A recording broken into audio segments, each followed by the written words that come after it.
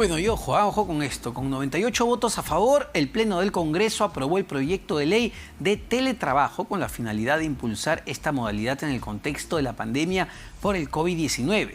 Este proyecto implica hacer un cambio más flexible y parecido al trabajo remoto actual. El dictamen se dispuso porque la norma anterior no cumplió con los propósitos esperados. La iniciativa busca impulsar políticas públicas para garantizar la implementación gradual del teletrabajo, tanto en el sector público como en el sector privado.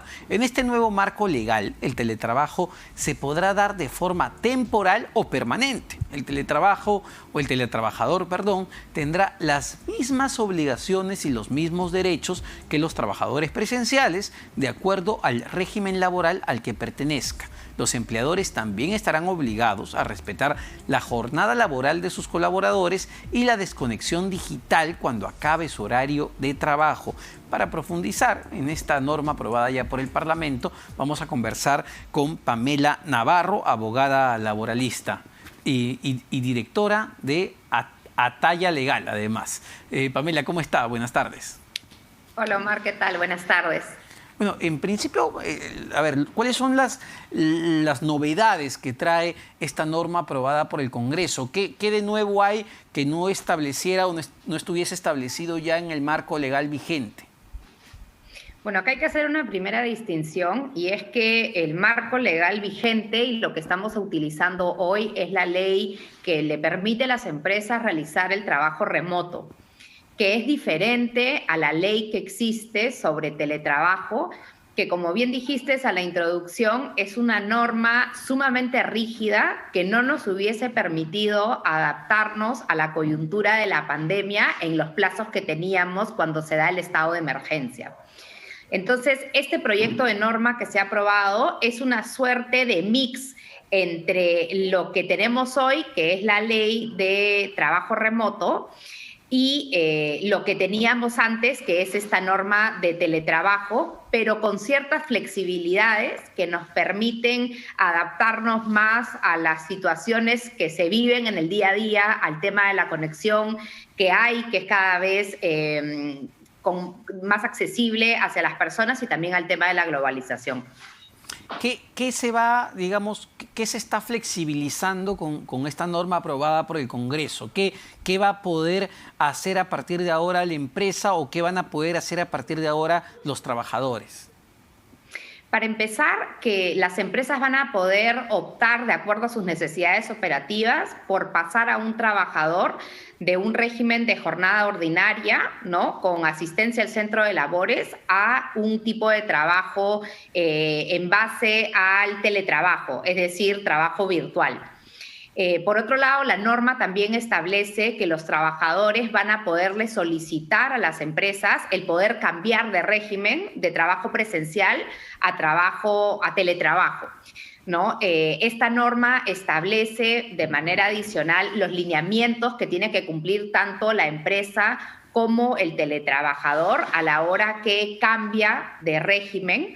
Y un tema muy importante es que se señala que el trabajador mantiene todos los derechos que tenía cuando trabajaba de manera presencial al momento que pasa a un régimen de teletrabajo, ¿no? Esto es importante porque muchas empresas siempre han pensado que el teletrabajo es una facilidad para el trabajador y que en la medida que no necesariamente está disponible al 100% o puede ser fiscalizado de manera real y concreta, hay que hacer un ajuste sobre la remuneración, ¿no? Y de alguna manera esta norma lo que dice es, sí, no hay problema en que se pase de un esquema al otro o viceversa, pero esto no puede de alguna manera afectar los beneficios y las condiciones que los trabajadores ya tienen. ¿Y cuáles son los lineamientos que se establecen, que tú mencionabas, para solicitar el cambio de trabajo presencial a teletrabajo?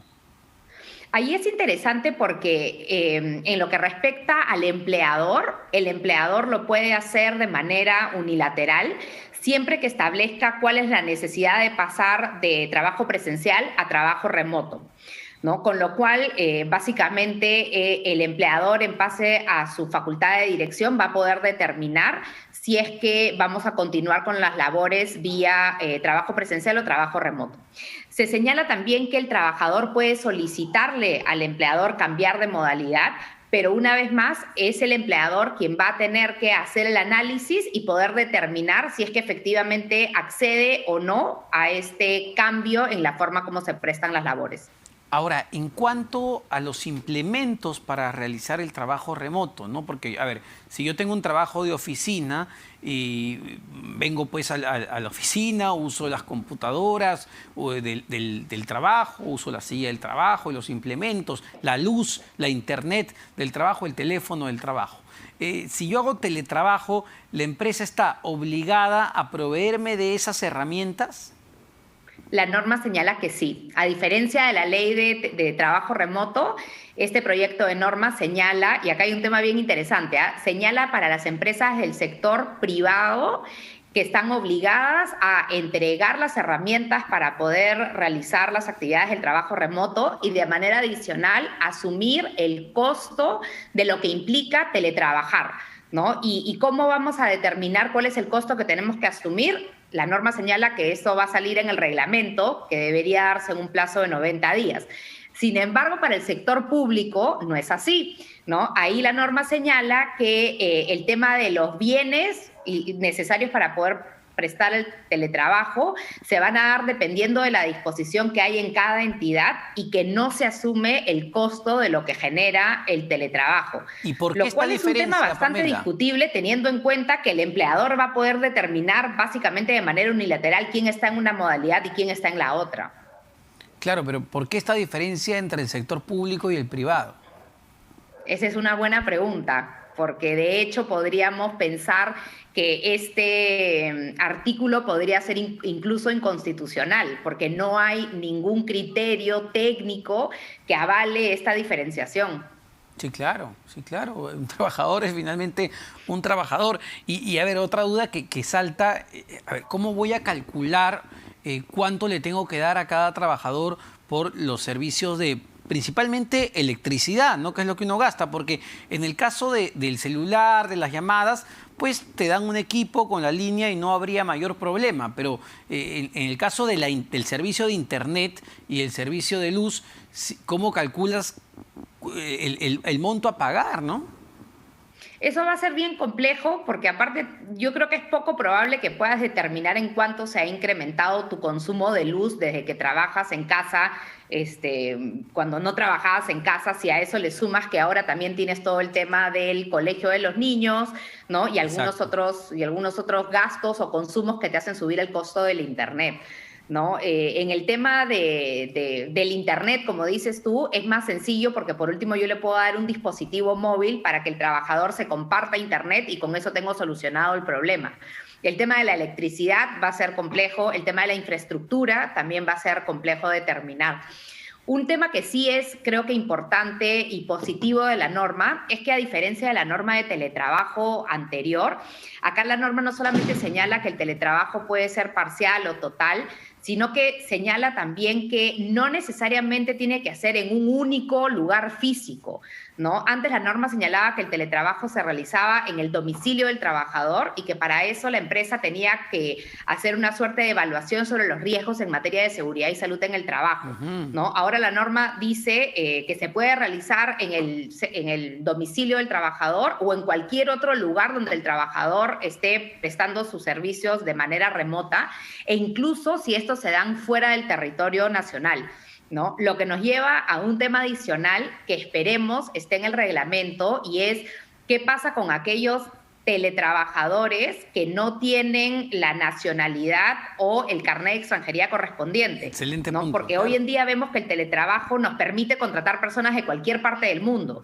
Sin embargo, si están prestando trabajo subordinado, así estén fuera del territorio peruano, se van a regir por la ley del teletrabajo. Entonces, la primera pregunta que va a surgir es, ¿y cómo registro a este teletrabajador en la planilla de pagos si no tiene carnet de extranjería y no tiene DNI? ¿No? Entonces, ese tipo de cosas que hoy lo permite la norma, esperemos estén en el reglamento, porque sí es algo que de alguna manera se ajusta a las necesidades que estamos viviendo en el día a día y que si no se regulan va a quedar escrito, pero sin la posibilidad de aplicarlo de manera real. Ahora, en términos ya más generales, Pamela, esta norma tal cual se ha aprobado en el Congreso, ¿ayuda a la flexibilización en la relación laboral o más bien contribuye a la rigidez del marco laboral peruano?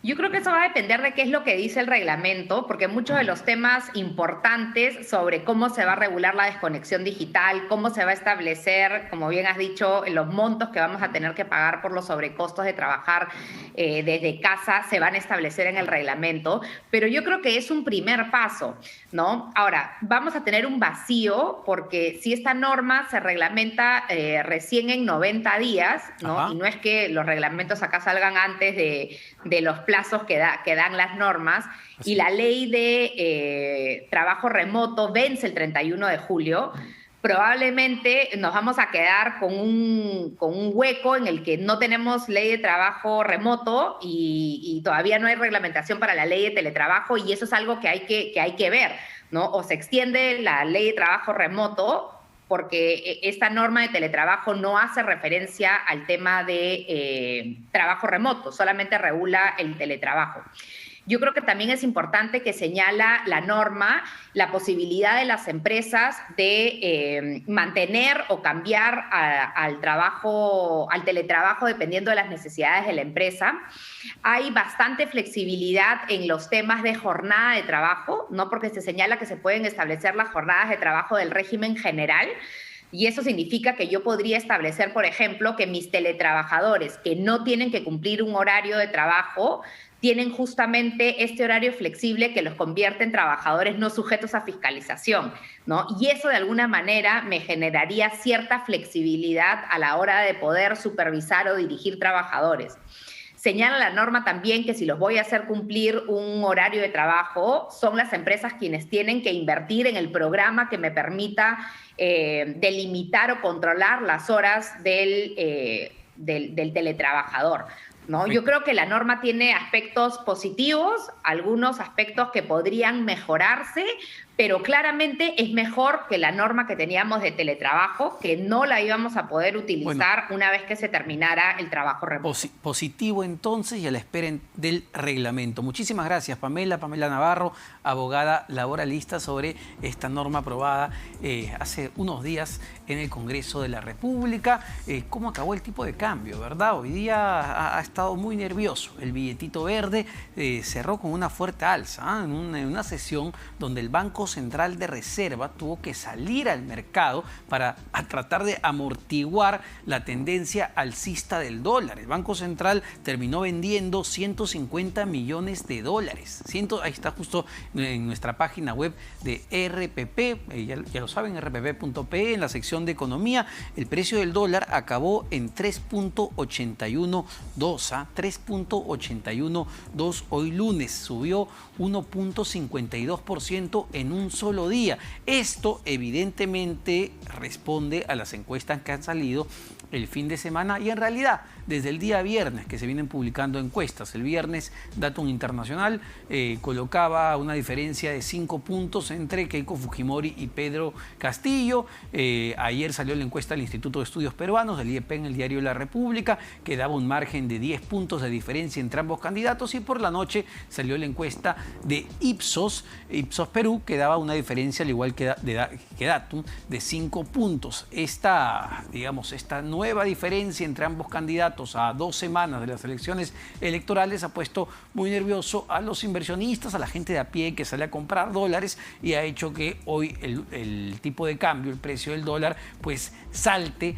de manera importante, ¿no? Hasta los 3.81 soles. Vamos a ver qué es lo que pasa en los próximos días. Esto puede bajar, puede subir, va a depender mucho de lo que salga lo que digan las próximas encuestas, y también una vez que gane cualquiera de los dos candidatos, las cosas que proponga hacer, ¿no? Las propuestas que dé. Pero no nos asustemos, son movimientos usuales, habituales del tipo de cambio en una coyuntura electoral, pero va a ser importante nuevamente qué dicen los candidatos una vez que ganen, ¿no? Cuando uno de ellos llegue a la presidencia de la República.